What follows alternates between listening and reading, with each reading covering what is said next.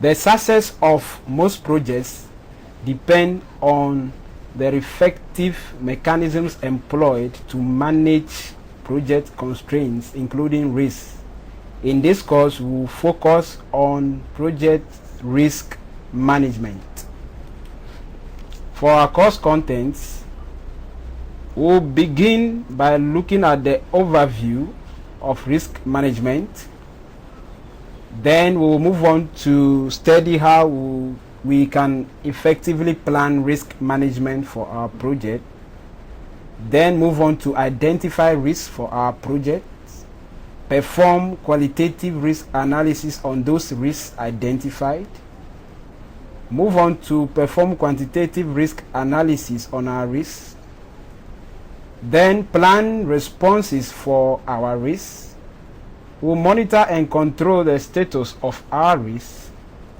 Then we will look at risk governance, which looks at a total organizational overview of the process of risk management. To start with, we will look at an overview of risk management. Project risk management includes the processes that identify, analyze, confront, monitor, and control risks on any project. Many people look at risk as things which go wrong on a project, but the right definition of a risk is that it is an uncertain event that, if it occurs, has an effect on at least one project objective.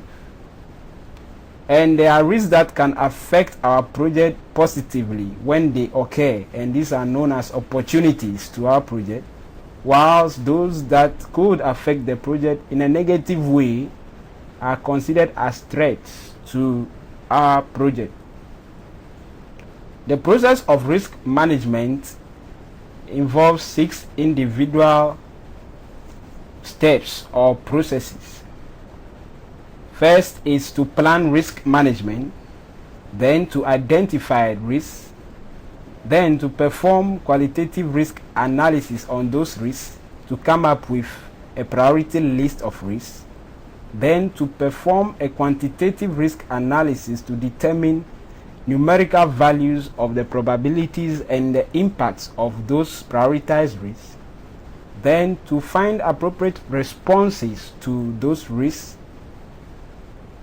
Then, whilst the project is ongoing, it is important to monitor and control the status of our risks to ensure that what we've identified earlier on has either the same status, or the status has changed, or the appropriate responses have been implemented, and the new status of our risk is properly taken care of. Now, the process of risk management is iterative, which means that the steps will not necessarily follow as it is. Well, even when we are monitoring and controlling, you could still identify risks. So the steps could jump from a higher step to a lower step, and then move through the processes and come back to a lower step and move on to the processes, and so on. To plan risk management for your project simply means defining how you will perform risk management for the project. Let's look at the plan risk management process in detail. As we said earlier, it is a process of defining how to perform risk management for your project.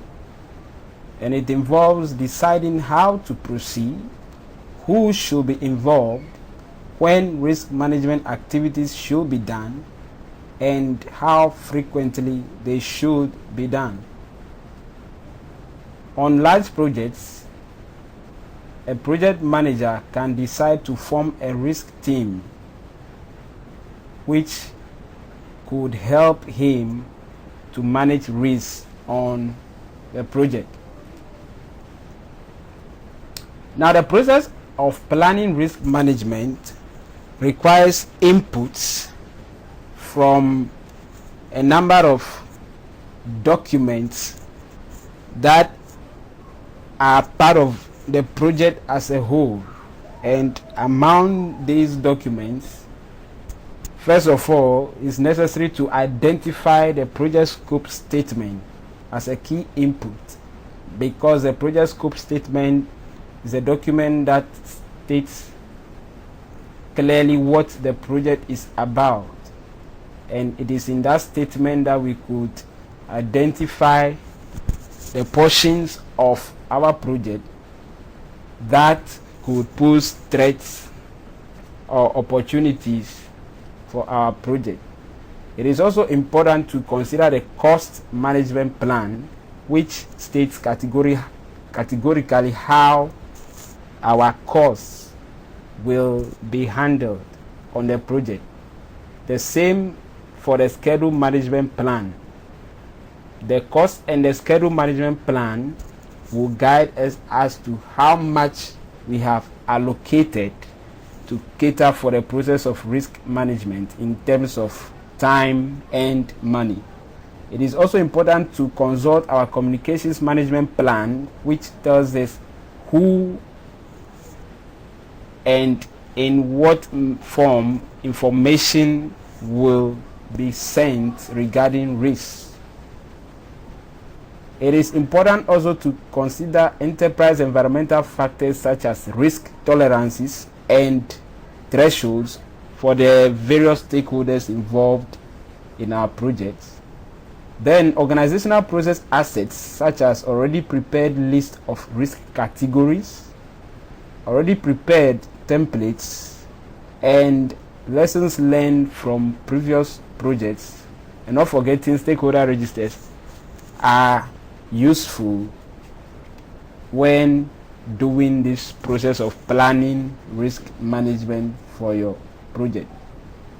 And the tool that we could employ to arrive at the desired outcome of this process is by holding meetings with stakeholders to come out with a plan for risk management on our project. To review the steps: 1. It is important to review available risk management data and information. Then we will define the methodology to use to identify risks. We will determine roles and responsibilities. We will determine how much risk efforts will cost and include those costs in the budget. We will determine the timing of risk efforts. We will establish the definitions of probability and impact you will use to qualify and quantify risks. You determine the stakeholder tolerances and thresholds to consider in determining which risks to act on. Then you define which risk categories will be used to identify risks. You will then define how risks will be documented and communicated to project stakeholders. Then you will finally determine how you will track and keep records of risks for use on future projects. So when you do all of this, you will come up with a risk management plan which will contain the outputs of all the previous 10 steps of planning risk management. A risk management plan will also contain budget and schedules for risk management, but it is created after the initial budget and schedule has been determined for the project, but it is included in the final schedule and budget for our project. Our risk management plan could look like this, where we will have the various processes of risk management listed, and then we'll have columns for the details regarding those particular processes, and the details could could include a methodology and the frequency of performing those particular processes. Then it is also important to note down who will be responsible in the responsibility column for each of the processes. Then the time allocated for each of the risk management processes should be documented, as well as the cost budget or the money allocated to be spent on each process. That is the process of risk management planning, and we'll come out with the output, which is the risk management plan.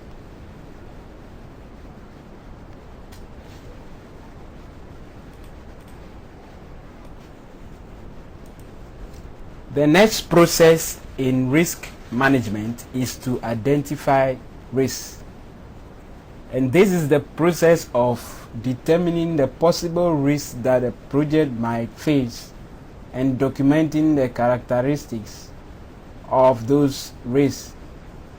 The identify risk process is iterative because risks could be identified throughout the life of the project.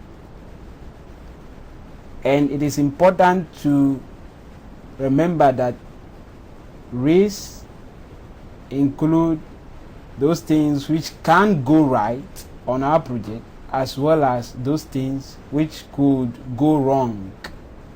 So they are referred to as uncertain events, which could either go right or could go wrong on our project.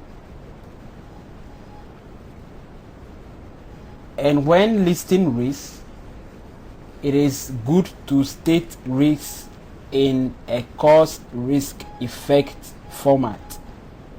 That is to say that on a construction project, if you identify that there could be a risk of the building collapsing, it is good to state the cause of that risk as well as the effect of that risk to make a complete risk statement about that risk. For instance, instead of saying that there's a risk of the building collapsing, in a cause risk effect format, you could say,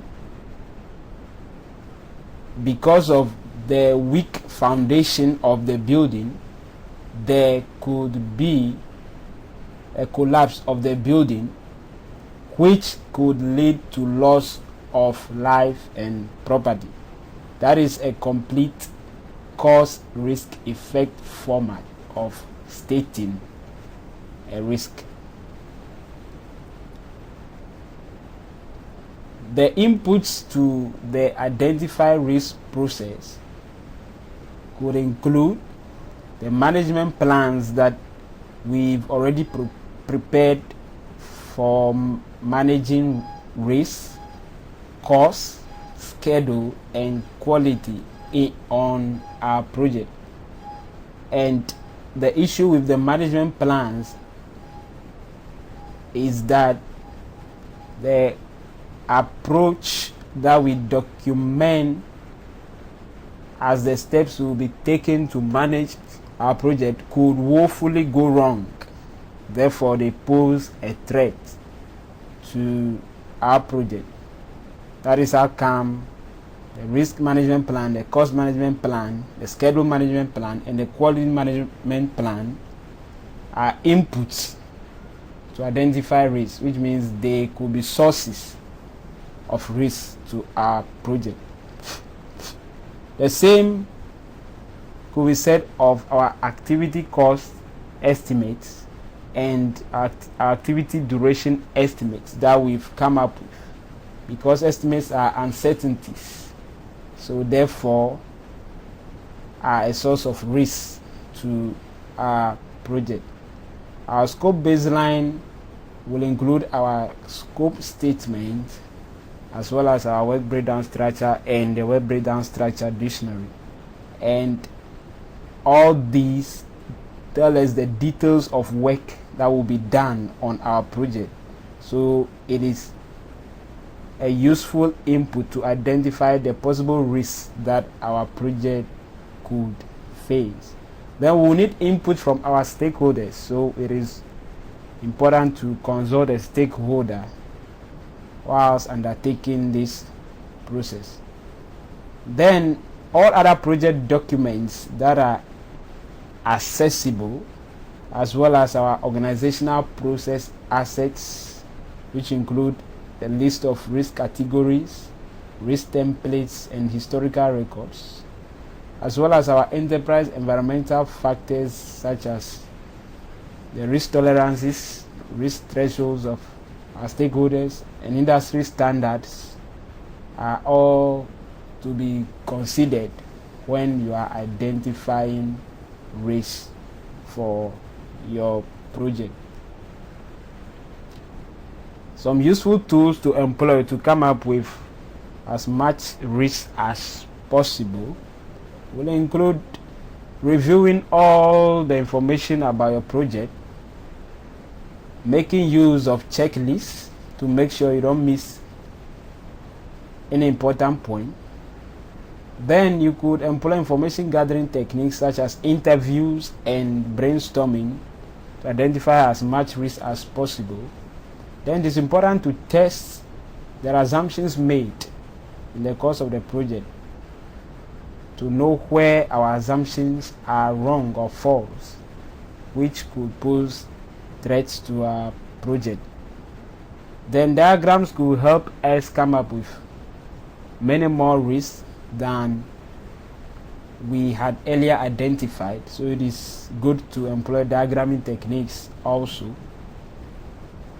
Then for an organization, it will be good to perform a SWOT analysis where we will match the strengths of the organization with the opportunities that could come the way of the organization as a result of the strengths, and also we'll consider the weaknesses of the organization as well as the threats that the organization might face as a result of its weaknesses.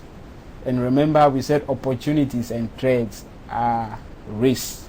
So these are important ways to come up with risks that a project might face by performing a SWOT analysis on the organization which is performing the project.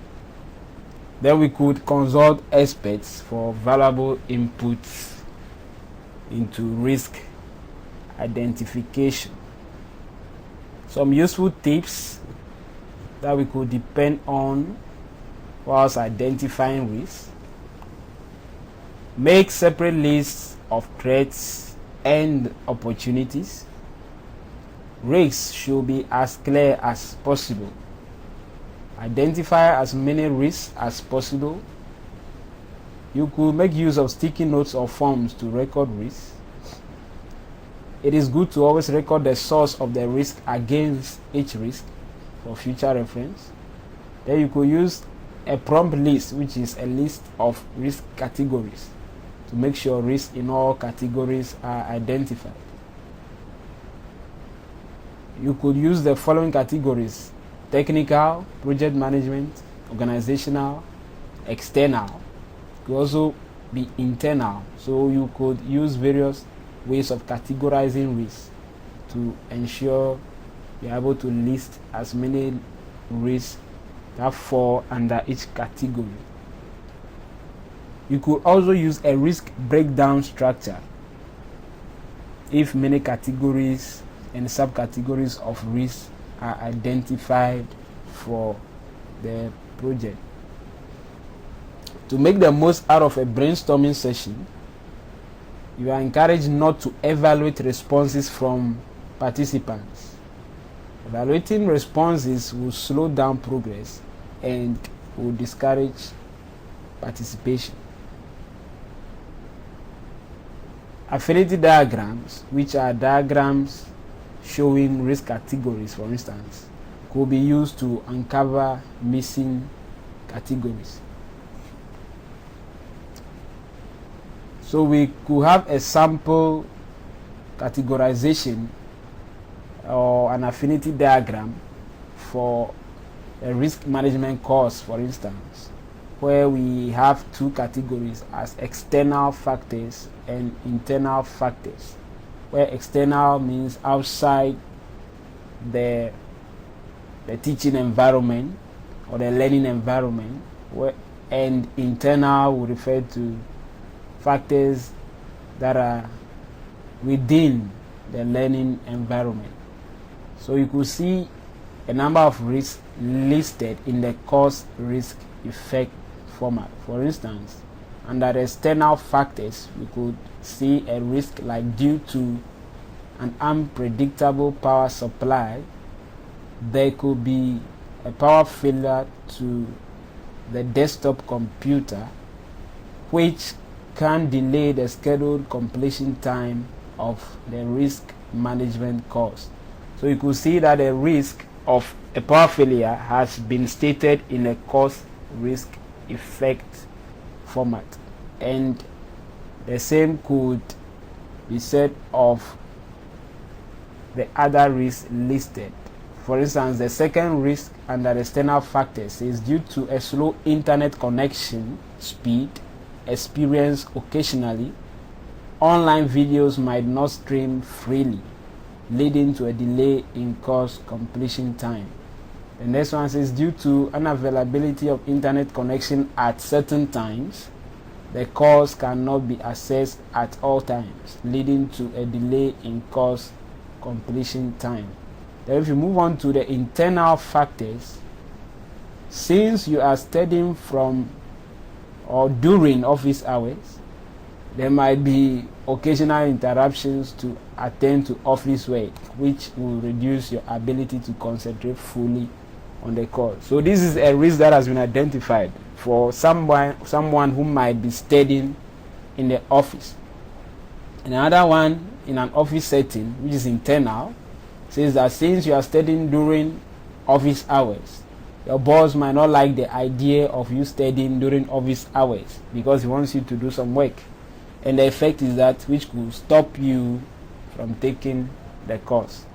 So these are good ways to list or document the risks that you have identified in a course risk effect column format. And always remember to separate opportunities. Those are the things which could go right for us from the threats, which are things that could go wrong or things which could affect the project in a negative sense. To review the steps that we could take when we are identifying risk, the first is to collect historical information, then determine who may have insight into risk, determine which risk identification methods to use and with what group of people, move on to identify your risk, make a list of all identified risks on a risk register, determine how confident you are that the major risks have been identified, redo the previous steps if you are not confident you have identified all major risks, collect all necessary information needed to understand and analyze the identified risks, add new risks and eliminate any items identified as not real risks, discuss remaining risks as necessary to understand them.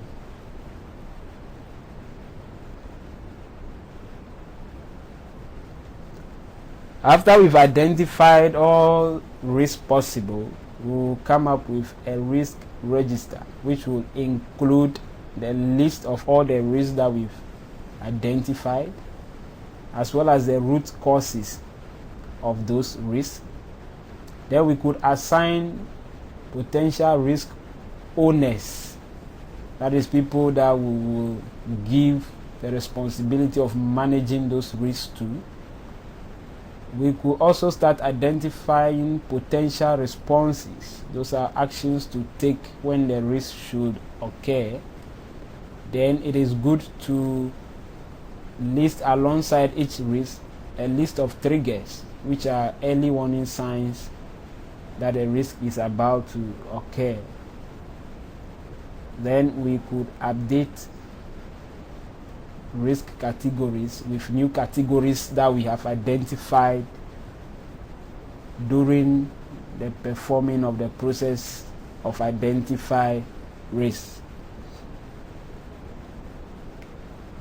Our risk register is the one document that is constantly updated throughout the risk management process. It becomes part of the project documents and used as historical records for future projects. Overall project risks are separated from specific activity risks, which means there are risks that will affect the project as a whole, and there are other risks that could affect individual activities. So these are separated when documenting risks in the risk register. And always remember to separate opportunities, which are positives, from threats, which are negatives. Our risk register after the identify risk process may look like this. You will see in the first column, you will see activity. Then you will see the risk stated in the cause risk effect format, the root cause of those risks, the potential risk owners, the potential responses, the triggers, and the category to which the risk belongs. Then below you will also see overall project risk, and the same is done, stating the cause, the risk, the effect, the root cause, the potential risk owners, and the potential responses we've found so far to cater for those risks. Then the triggers, which could be the signs warning us of the occurrence of the risk. Then finally the categories to which the risk belong.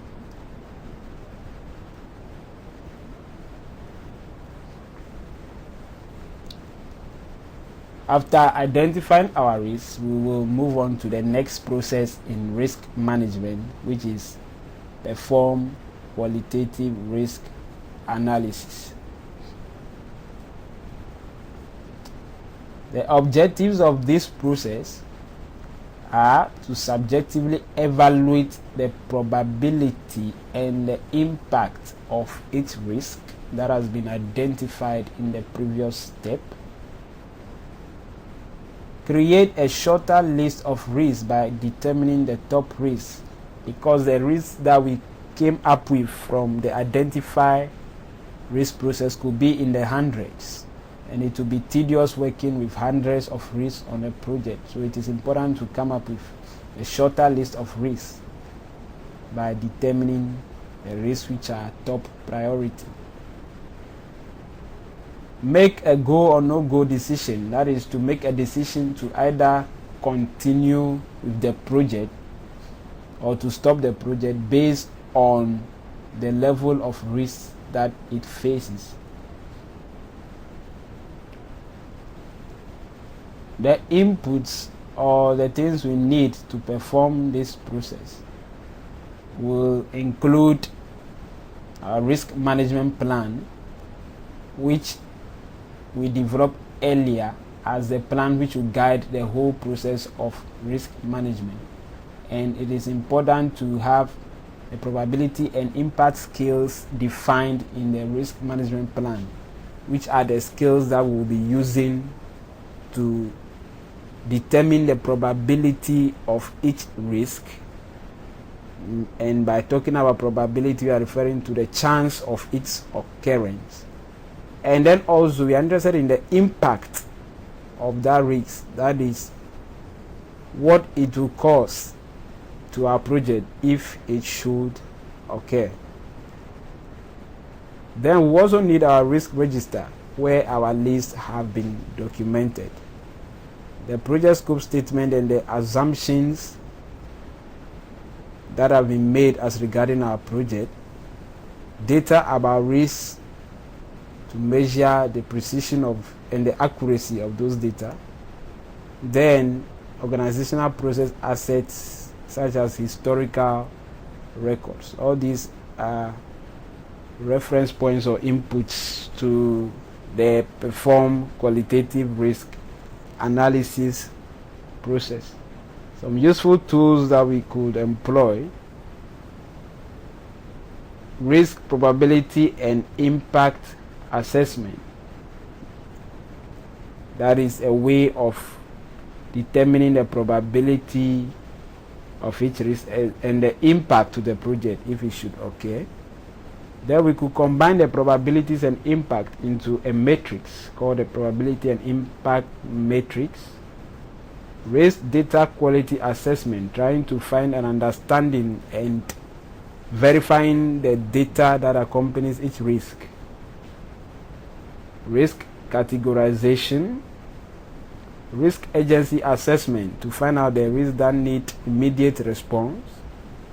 Then we could depend on expert judgment, that is input from people who are knowledgeable in this area of qualitative analysis on risk.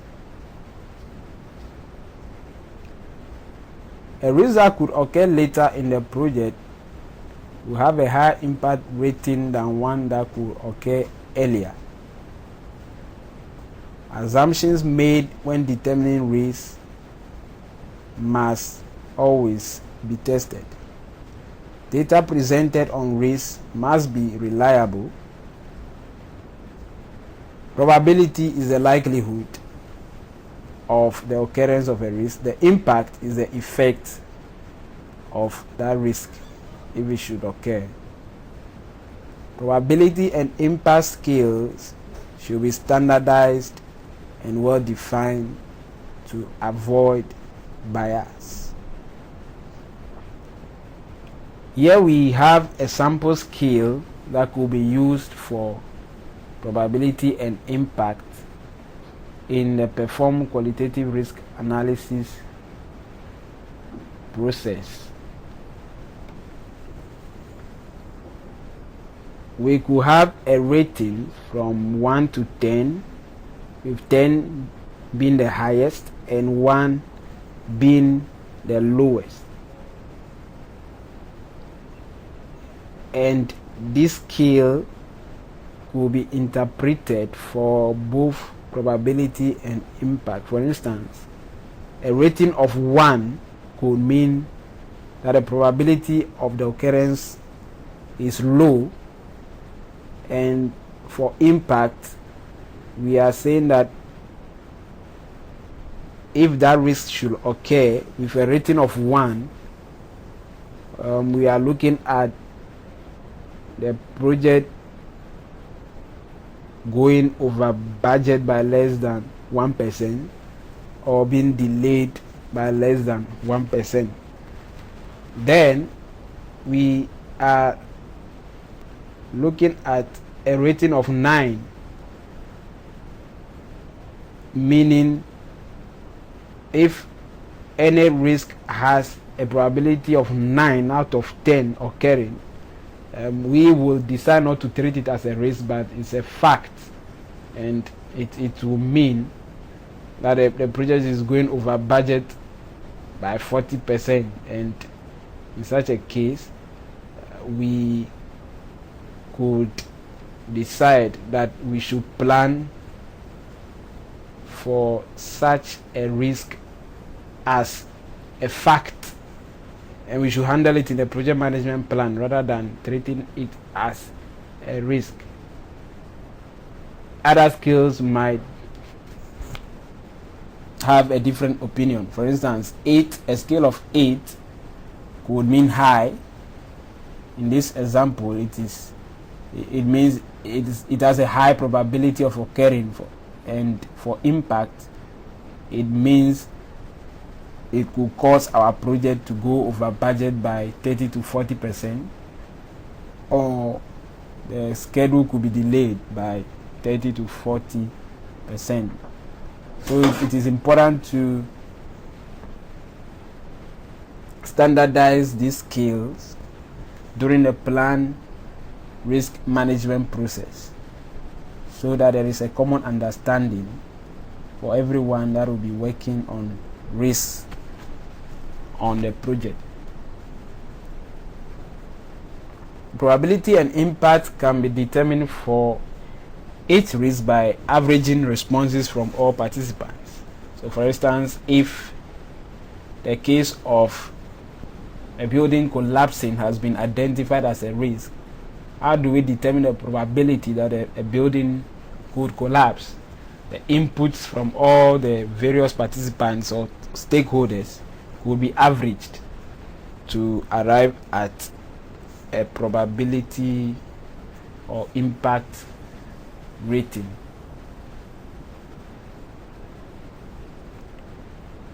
In qualitative risk analysis, the product of probability and impact gives us a value known as a risk score. Risks are ranked based on their risk score. The risk with the highest risk score will be ranked number 1, and the next highest will be ranked number 2, and so on. So this is the way we prioritize risk. We take a product of their probability and their impact and form a risk score. So we consider the risk score of all the risks that have been identified, and then we rank the risk according to their risk score.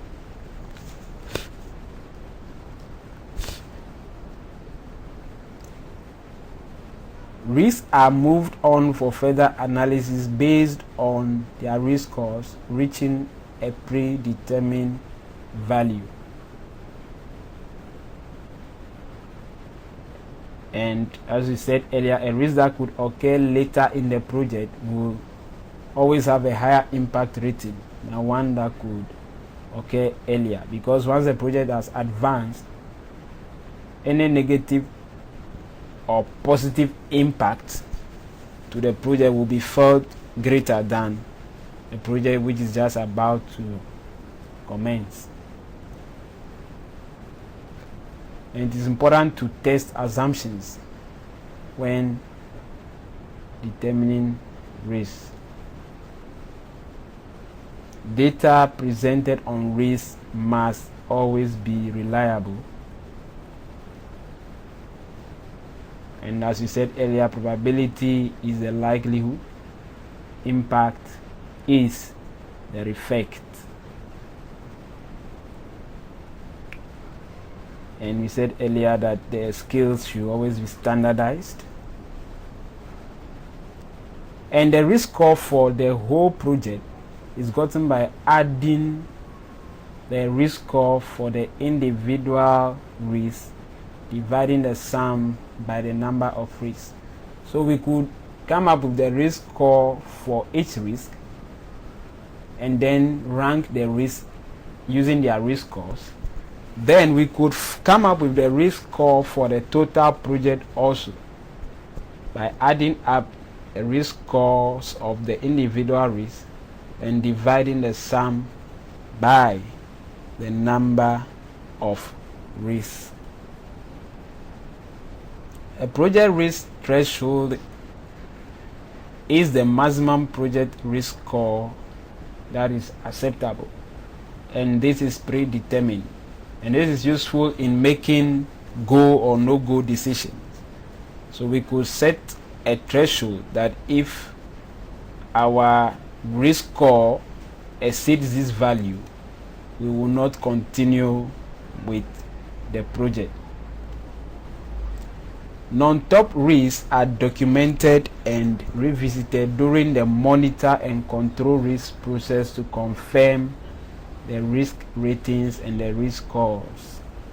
So after we've come up with the risk rankings, we will come up with risks that we consider are top priority risks. The ones with low risk rankings or low risk scores will be the non-top risks, and they are documented and revisited later on in the risk management process. The top risks and individual activities with many risks are moved forward for further analysis and response.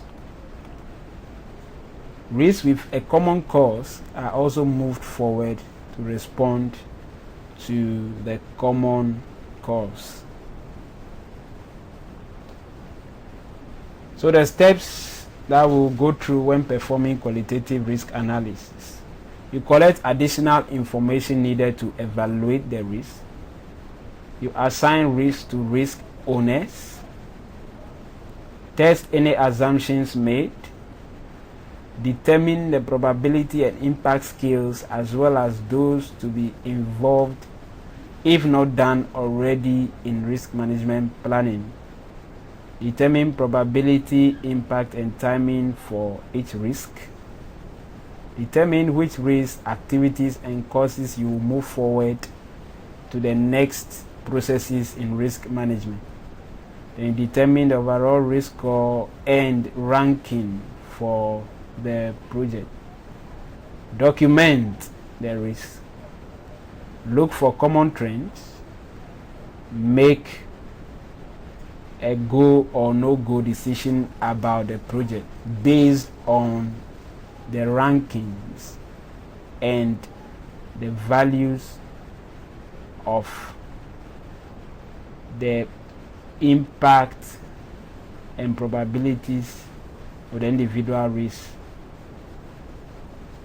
Then you can now move on to the perform quantitative risk analysis process, or directly into planning responses for those risks that you have prioritized. The outputs of this process, the things you come up with, are updates to your risk register, and you will now update the risk register with information such as the risk ranking for the project compared to other projects, a list of prioritized risks and their probability and impact ratings. Then you could group risks by categories. Then a list of risks for additional analysis and response. Then your watch list of non-top risks. Then the go or no go decision, that is whether to continue with the project or to cancel the project based on the amount of risk that it faces. So our risk register, after the perform qualitative risk analysis, would look like this. We have the activities, the risks, the root causes, the potential risk owners, the potential responses, the triggers, the category. Then the new information is the ratings for each risk, for probability and for impact. And then the product of probability and impact, which is the risk score, and then the ranking of each risk.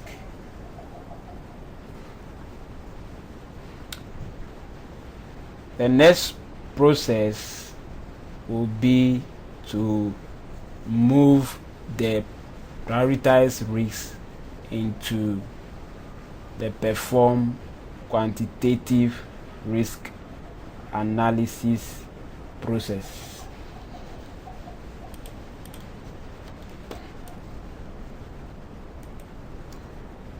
After risks have been prioritized in the qualitative risk analysis process, they are moved on to the perform quantitative risk analysis process.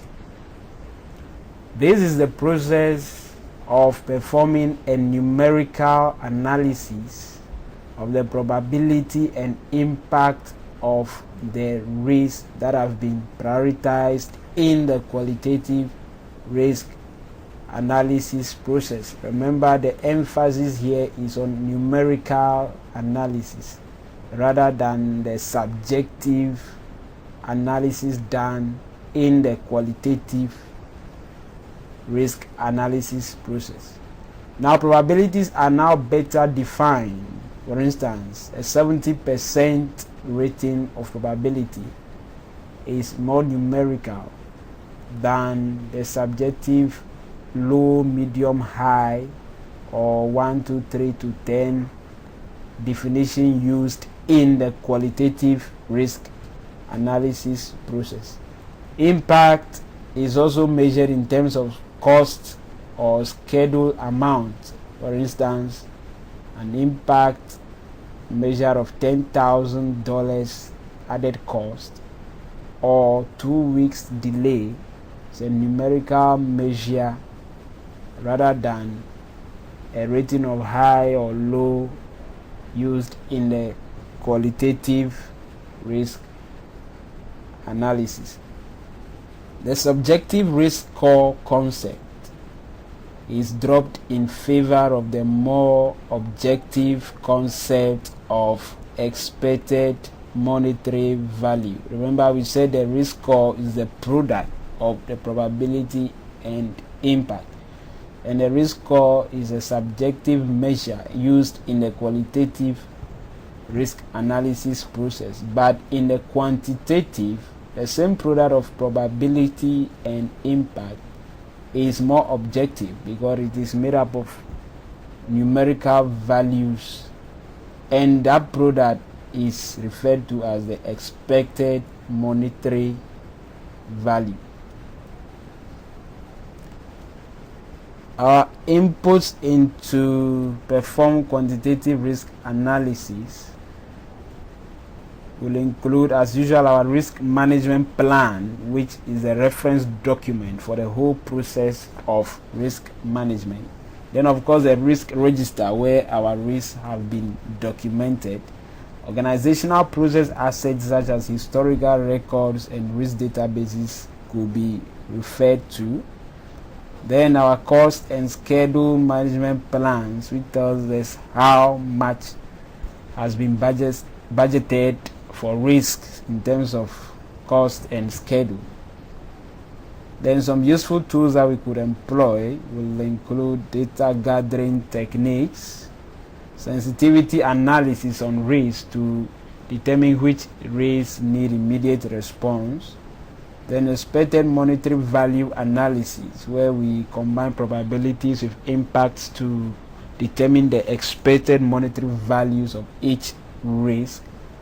We could also rely on modeling and simulation techniques such as the Monte Carlo technique.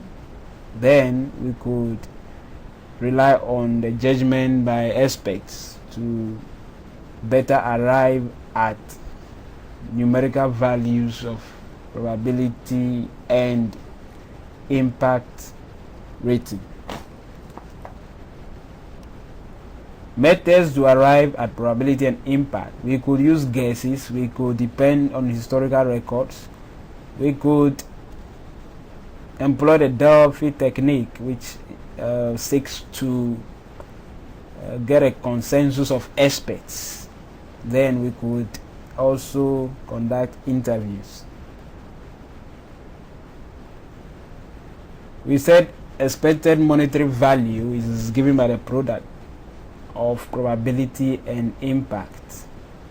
It helps determine which risk should move to the planned risk responses process.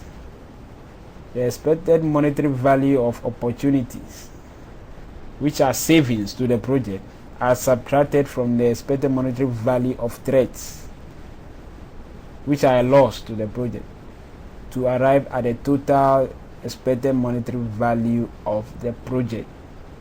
So if you are looking at the total expected monetary value of a project, opportunities must be subtracted from threats to get a net value of expected monetary value, EMV. EMV of risk can be sorted per activity to determine which activities to move forward into the planned risk responses process. And the EMV of the project is also the project's risk exposure. And the EMV is a useful tool to forecast project duration or cost. Now, something about a Monte Carlo simulation, which is a tool that could be employed in the perform quantitative risk analysis process. Probability is uncertain, hence it will be more accurate to consider a continuous range of probabilities. A Monte Carlo simulation is used to perform iterations on a continuous probability distribution to determine the possible impact on project objectives. It can be used to determine the most probable cost or schedule of the project, and it can be used to determine the probability of completing the project on any specific day or for any specific amount of cost. It is used to determine the probability of any activity actually being on a critical path, and activities on the critical path are simply activities which pose the greatest risk to the project. So a sample Monte Carlo simulation graph is shown. So it's able to tell us to a better estimate the probabilities or the costs at various probabilities. So we could get a better measure of the probabilities of various impacts. And from the graph below, you could see that a cost of 15,000 corresponds to a probability of about 60%. So we could tell that there's a 60% chance that something could occur which could cost the project 15,000, or there's a 60% chance that the project could be completed at a cost of 15,000. It is done through the Monte Carlo simulation. We can come up with very good estimates of probabilities and impacts. The steps involved in the quantitative risk analysis process. Determine the methods and persons to be involved if this is not already done in the planned risk management process. Then you quantify the probability and the impact of each risk. You determine which risks warrant a response. Determine which activities include risks that warrant a response. You determine the level of risk the project currently has. You determine the cost and duration of the project if no further risk management actions are taken to decrease the project risk. And this is important to gain buy-in from senior management. If you are able to give them how much the project will cost if nothing is done about risk management, and at what time the project will be completed if nothing is done about risk management, you are able to gain their buy-in when it comes to releasing funds, for instance, to support risk management efforts. Determine the probability of achieving the cost or schedule objectives for the project. You will come up with an updated risk register as an output of a quantitative risk analysis process. And these updates will include a prioritized list of quantified risks, as well as amount of contingency time and cost reserves that are needed to respond to each risk, a possible achievable completion dates and project costs, the quantified probability of meeting a project objectives. Our risk register, after they perform quantitative risk analysis might look like this. We have the activity, the risk, probability, the time probability, the time impact, the time expected monetary value. Then we could also have the cost probability, the cost impact, and the cost expected monetary value. Then by determining the amount of EMV, we can decide whether to move the risk into the planned risk responses process. The planned risk responses process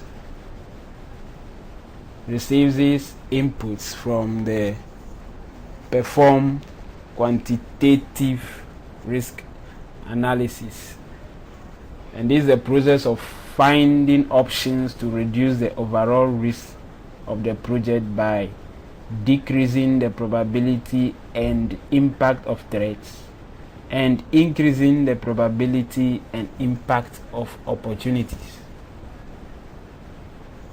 A risk response owner is assigned to take the responsibility for each agreed upon response. So we have a potential risk owner who is responsible for the risk. Then we also have a risk response owner who is assigned here to take responsibility for each agreed response to the risk. The risks for which responses are planned in this process are the prioritized risks which have gone through the qualitative and the quantitative analysis. As inputs, we make reference to our risk management plan, which is the plan of how risk management is done for the whole project. Then the risk register contains our risks till now. Then we can rely on historical records to help us in this process. Useful tools that we could employ include the risk response strategies that are adequate for each risk, then contingent response strategies that we will implement if certain events occur. Then we could rely on experts for their judgment into choosing the right responses for each risk. For threats, we could choose to avoid as a response strategy for the risk. Avoiding means avoiding to do the activity which is posing that risk totally. So we'll look at options of eliminating the activity completely from the project. Now, if we can't avoid the activity, then we could mitigate, and this is looking at reducing the probability of its occurrence or reducing the impact if it should occur. We could also decide to transfer the risk, transfer where we could give out a portion of work, or we decide to give the response to a third party to respond to that particular risk if it should occur. So for instance, if we purchase an insurance, it is a method of transferring the risk. If the risk should occur, the insurance company will have to cater for it by paying or replacing whatever has been lost. Then if there is no other way to deal with a particular risk, we could decide to accept the risk, and acceptance could be passive or active. In passive acceptance, we decide to do nothing at all and wait till it occurs. But in active acceptance, we have put aside some contingency plans that if it should occur, you will implement this plan. Now, for opportunities, we could rather exploit the opportunity, because opportunities are good things we don't want to avoid. We rather want to run after them by exploiting the opportunity. Then we could also enhance the opportunity, that is increasing its likelihood or its probability or impact. Then for an opportunity, we don't want to transfer it to a third party, but we rather want to share it with a third party, because it's a good thing. We want to enter into an agreement with a third party who could better take advantage of that opportunity, and yet we will share the returns from that opportunity.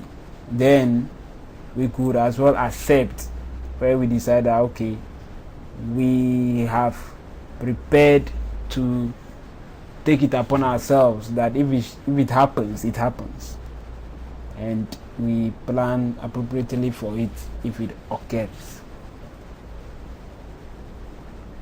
The response strategies must be timely. The strategies must be appropriate to the severity of each risk. One response could be used to address more than one risk, and it is good to involve the project team, stakeholders, and experts in selecting a response strategy.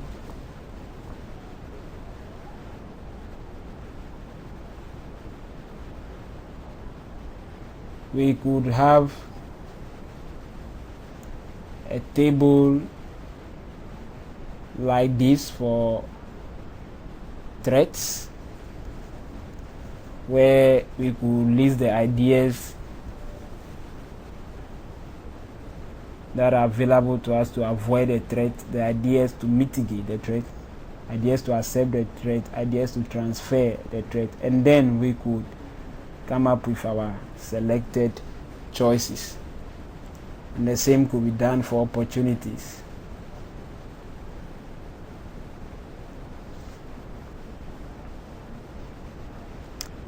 Now, to talk of contingency planning. Contingency plans are the planned actions to be taken if the risk occurs. So these are plans that we make for the risk that we've accepted to handle ourselves. So the contingency plans are for residual risk and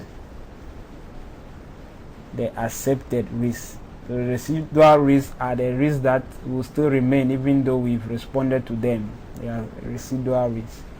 Now, fallback plans are created in case the contingency plans fail. So it's always good to have a backup in our planning, that whenever the original plan, which is the contingency plan, fails to work, we should have a fallback plan. And as we said earlier, triggers are early warning signs that an accepted risk has occurred or is about to occur. There are secondary risks which are generated by a response strategy to another risk. So whenever the response to a risk generates another risk, that new risk is referred to as a secondary risk. So it is good to identify possible secondary risks that could arise as a result of the implementation of a particular response, so that we will plan for that secondary risk also, so that in case it should occur, we will have appropriate responses for it. So secondary risk should be qualified, quantified, and responses planned.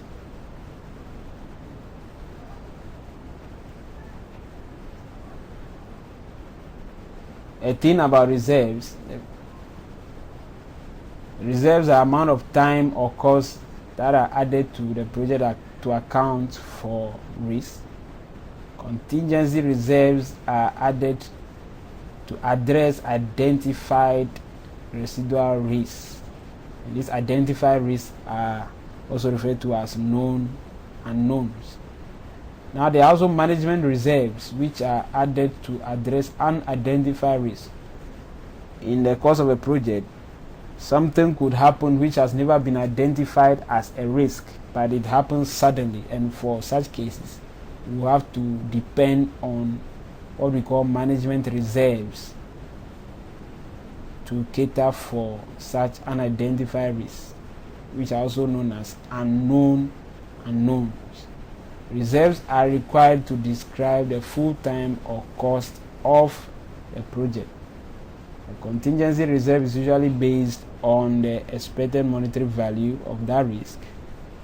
Then the management reserve is usually a percentage of the total project cost or the total project schedule, and it's usually between 2% to 15% of the total cost or schedule, and it is allocated and is under the control of management to account for unidentified risks when they occur. So our final project schedule will be made up of the critical path duration that is gotten from the developed schedule process. Then we'll be adding our contingency reserve, those are for the risks that we've identified, plus the management reserve for the risks that have not been identified. Now then, the total project budget will also be an addition of the activity costs plus the contingency reserve plus the management reserve.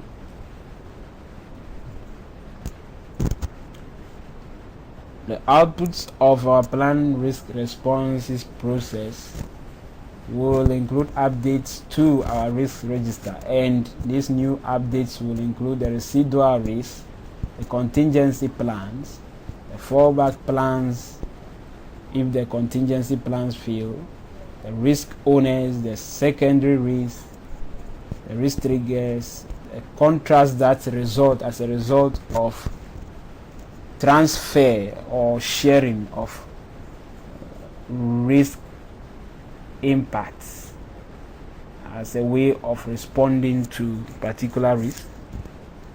Then contingency reserves. Then we could also update our project management plan to reflect any new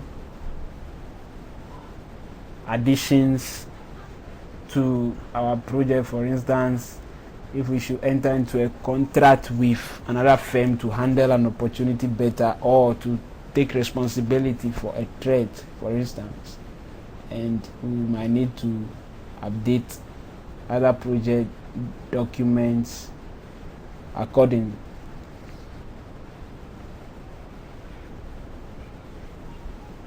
Our risk register after the plan risk responses will be updated with such information as the contingency plan, the fallback plan, the risk triggers for each of the contingency and the fallback plans.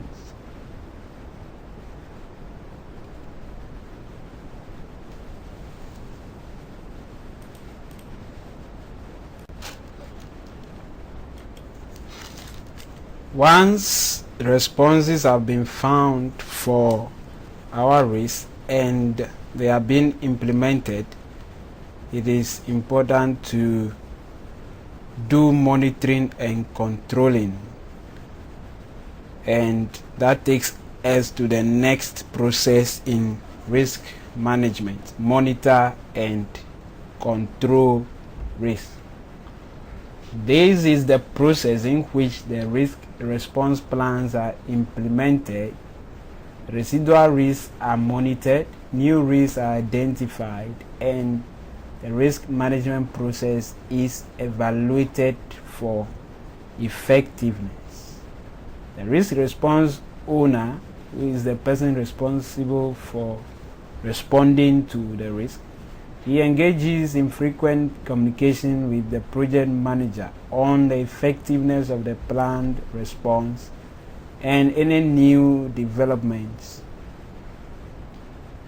The inputs required into this process will include the risk register where our risks have been documented, the project management plan which contains the risk management plan, which guides the whole process of risk management.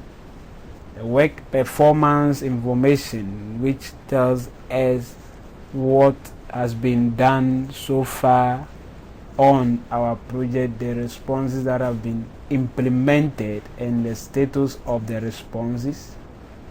The performance reports, which shows various measures and trends ongoing on our project. Useful tools we could make use of are risk reassessment, that is going back to check the status of the risk to find out whether those risks that have been identified as high or low have changed in status.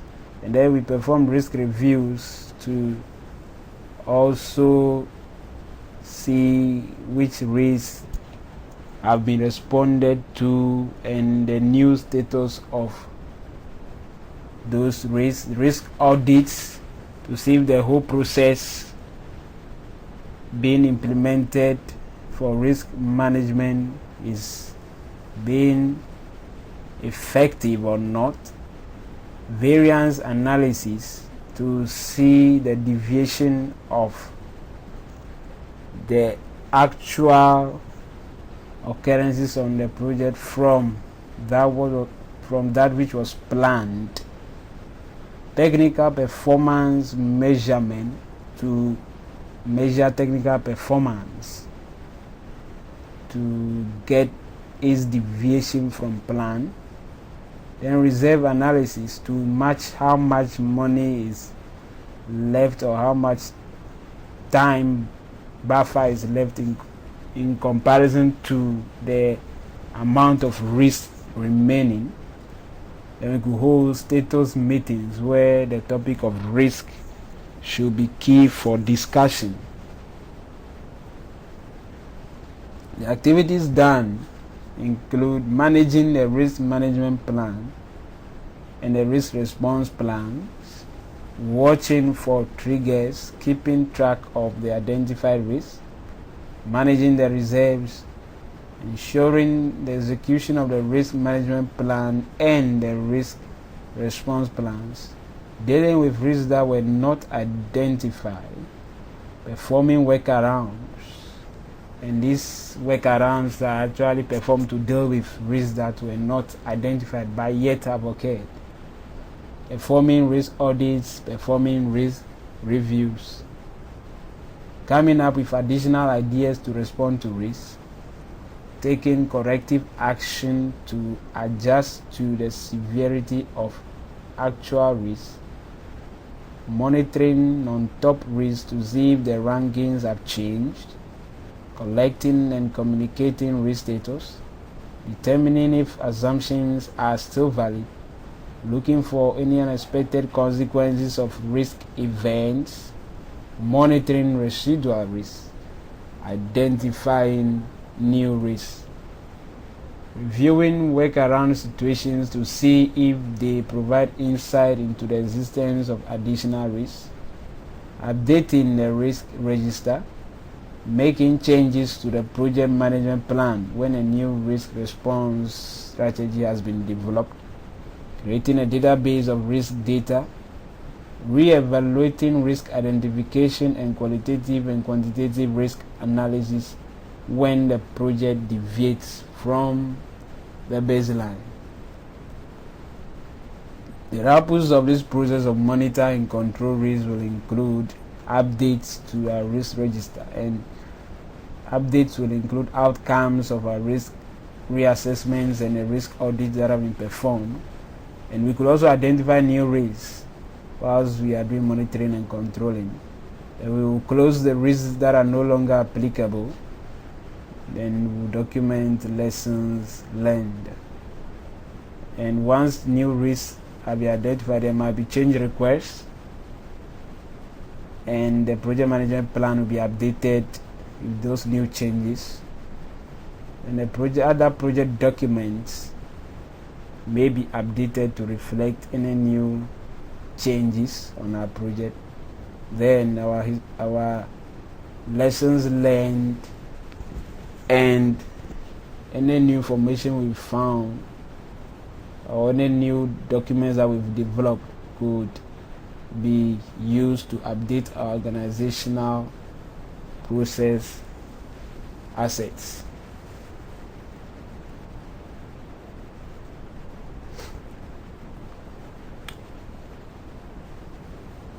The final thing that is important to be done by each organization as regarding risk is to do what we call risk governance. And risk governance is simply having an oversight of the entire risk management process, making sure that risk management activities are consistent, making sure that risk management activities are continuously improved throughout the organization. And the responsibility of risk governance may fall to the project manager, to the project management office, to the risk management department, or senior management of the organization.